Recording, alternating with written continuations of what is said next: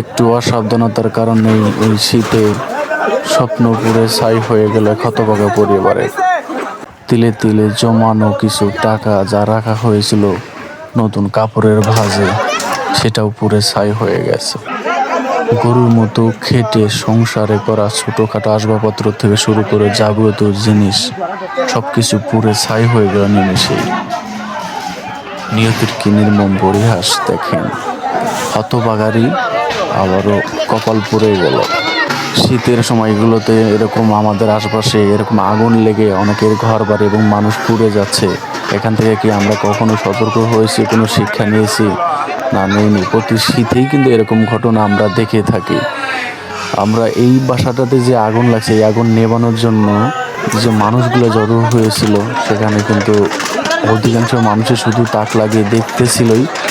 সবাই যদি কাজে লাগতো, সবাই যদি একটু হেল্প করতো, তাহলে কিন্তু দ্রুত আগুন নেভানো সম্ভব হতো। এবং এই বাসাগুলোর কথা যদি আমি বলি, তারা একে অপরের ঘরগুলো এমনভাবে উঠেছে যার কারণে লোকজন কিন্তু ভিতরে ঢুকতেও পারতেছিল না, এবং পানি এনে যে তারা আগুনটা নেভাবে সেরকম কোনো পরিস্থিতি ছিল না। আমাদের এতই রেষারেষি থাকে পাড়া প্রতিবেশীদের সাথে, যার কারণে আমরা ঘরগুলো এমনভাবে উঠাই আর একটা ঘরের কাছাকাছি লেগে, যার কারণে আপনারা এই ভিডিওতে দেখতে পাচ্ছেন যে এখানে যে ঘরে আগুন লাগছে তার পাশেই খুব কাছেই কিন্তু অন্য ঘর উঠানো হয়েছে।